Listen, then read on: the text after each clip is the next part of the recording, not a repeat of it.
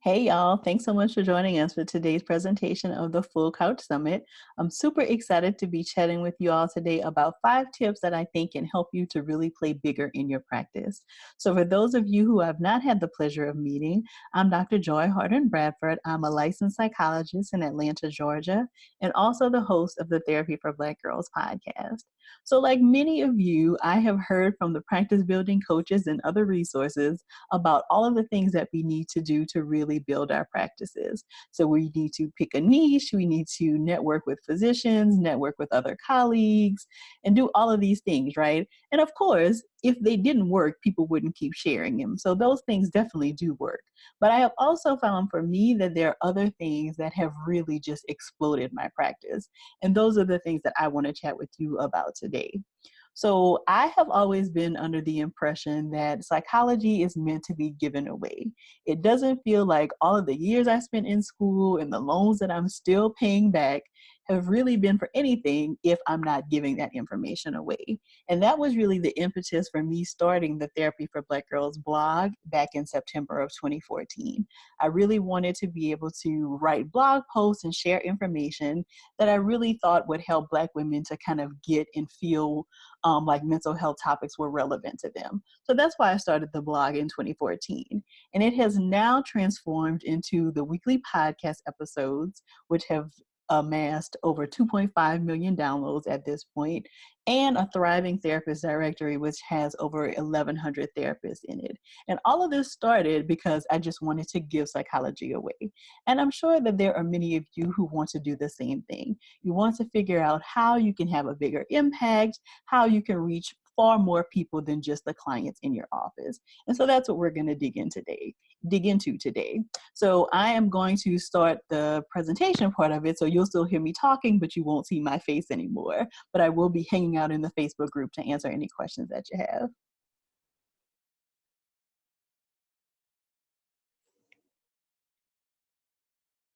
So let's dig into the 5 tips for playing bigger in your practice. So the first one is that you have to blog. So I want you to think about how you can offer the knowledge that you often likely give out to your clients on a regular basis in a way that other people can access it. One great place to start that I think is pretty low risk, doesn't involve a whole lot, is blogging regularly on your website. So I know you have probably heard from other practice building coaches about the importance of blogging for your SEO, and that is super important, but it also helps potential clients to recognize that you're someone who could likely help them with their struggles. It helps to provide further legitimacy for your work, and it gives potential clients some insight into how you work. When clients land on your website and they hear in your own voice and in your own words that you really get them, it makes it much more likely that they'll go ahead and schedule that intake. The other thing that blogging does is that it signals to journalists and other media professionals that you are an expert in your particular topic, which makes them more likely to solicit your opinion for any pieces that they're writing. So there are a variety of different reasons why blogging is super important. Number 2 is that HARO is the hero. So for those of you who may not be familiar with HARO, HARO stands for Help a Reporter Out, and it's a service where journalists who are writing articles about particular topics can go and they post to say that they're looking for experts to talk about a particular topic. There are always multiple opportunities for therapists to submit quotes and thoughts for these pieces, and the queries will often specify that they're looking for therapists. So, somebody might say that I am working on a piece about New Year's resolutions and why people have trouble sticking with them. I want to talk with a therapist about why this may be the case. Or I want to talk with somebody about body image issues and what that may look like for the new year. Like all kinds of different kinds of things. And because as therapists, we have lots of different information about a lot of different topics, we are typically pretty qualified to give our thoughts and expertise about some of these pieces. But there are a few things that you do want to keep in mind to really make sure that you're using this service to the best of your ability. So one of the things that I have found, and to let me back up just a bit. So the way that the system works is that you register for free. You put your information in, your email address, and the kinds of topics that you're interested in, and then you will get 3 emails a day. So there's an email that comes out a little bit before 6 a.m., an email that comes out around lunchtime, and then one around 6 p.m.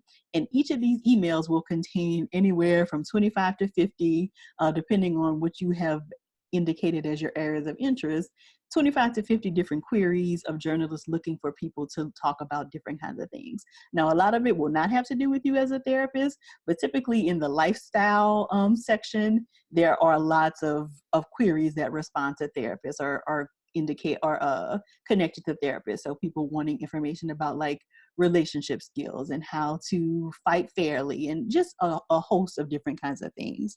So one of the most important things that I have found to be successful in getting your thoughts quoted in a publication is that you want to respond as quickly as you can. Now, I don't want you to stress yourself out thinking that you need to set an alarm to like respond to Hero and, these 3 times a day. You don't want to overwhelm yourself, but if you do want to use the service to the best of your ability, then you do want to be thinking about, do you have time to regularly respond to these queries in a timely fashion? And when I say timely, I'm thinking about like within the first hour, because you have to think about, just like you're using the service, there are hundreds and thousands of other people who are also using the service. And so journalists are getting responses very quickly from lots of different people. And so once they have found some responses that they feel like could work for their piece, they're not going to bother continuing to go back through, the 500 other emails once they found their sources. So you do want to try to respond as quickly as you can to up your chances of getting cited in the piece. You also want to make sure that when you respond to the queries, you're giving the journalists everything that they need to just go ahead and use your work. They're not going to be going back and forth with you over email because, again, they don't have time to do that.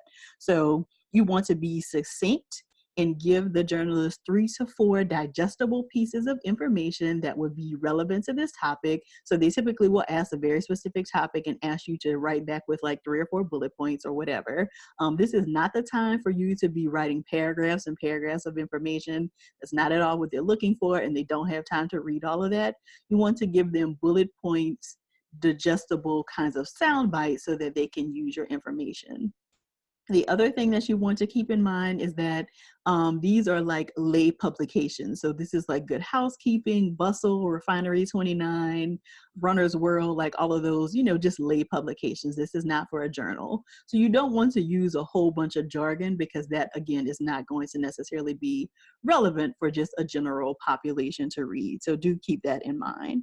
You also, when you're responding to the queries, want to make sure that you let them know exactly how they should cite you. So what should they call you? What are the letters behind your name? And you want to provide them with whatever link they should use to link back to your site. So if you have written a book and you want them to link back to the book, then you would say, please cite me as Dr. Dr. Whoever, author of such and such, and then provide a link to your book. So you do want to provide, again, all of that information in your original emails to them so that you do not have to go back and forth with them because, like I said, they don't have time to do that. So those are some things to keep in mind. And again, this whole service can be a little overwhelming, again, because they send out 3 emails a day and it's lots and lots of information, but it really can be a game changer for you. And so once I started using Haro, I have been able to develop some connections with journalists from like Girl Boss and Refinery 29, InStyle, lots of different places.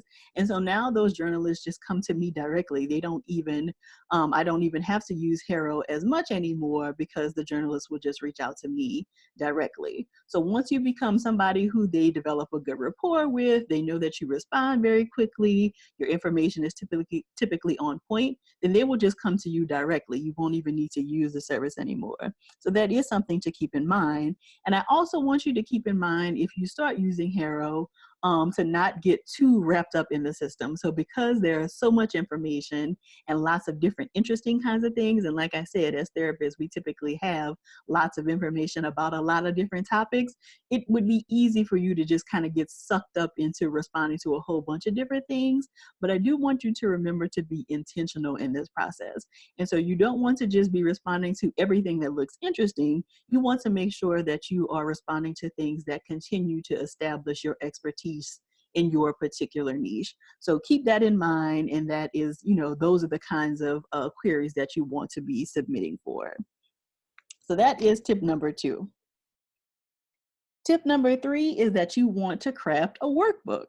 So I'm not even going to entertain that every therapist has at least one, if not several workbooks inside of them. What are the activities that you're always using with your clients? What kinds of questions do you typically ask? What kinds of strategies have you found most helpful to use with your clients? If you spent some time thinking about this and then organizing it into a workbook, this could not only be an additional stream of income for you, but it could also be another great way to add some legitimacy to your expertise. So again, when you're getting cited in all of these Herald publications and, journalists are calling you to talk about whatever, it will also be great for you to be able to say, author of such and such. And, I'm saying a workbook because typically workbooks feel a little less intimidating. It feels like an easier area of entry for a lot of people. But if you want to write a whole book, then definitely go for that too. But at least a workbook, because we all use all of these different techniques and strategies with our clients. And there's no reason why we cannot be manualizing that in some way and then profiting off of our knowledge. So I do seriously want to encourage you to think about, if you haven't already, crafting a workbook to further legitimize your expertise.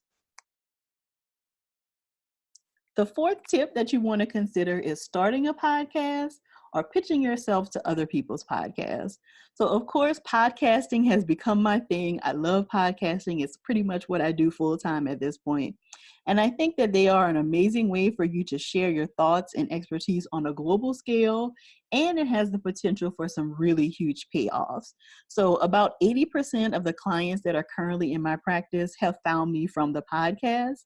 And the podcast has led to me having very cool speaking engagements at several colleges across the country. And most recently, I had the opportunity to co-host a teen mom reunion on MTV. And all of these things have come up because people found me through the podcast. So it definitely is an incredible platform to be able to put yourself out there.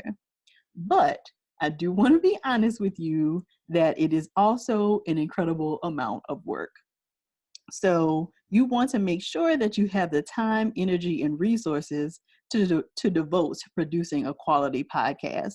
The process typically involves researching and recording content.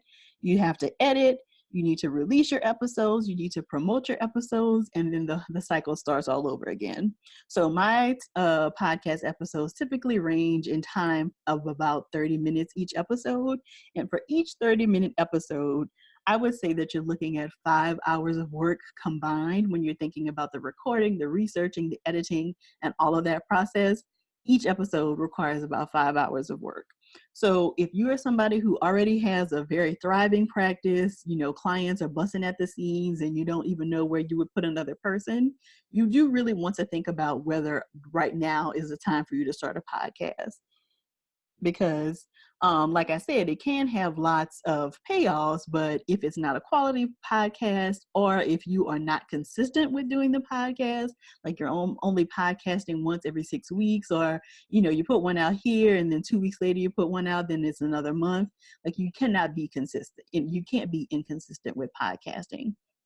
Because once you get a community around your podcast, people will be expecting their episodes. And so the last thing that you want to do is to kind of get all this buzz for your podcast and then kind of go in the dark and not be releasing episodes. So I do think it's really important to think about your life, think about your resources, and do you really have the time and energy to devote to a podcast right now?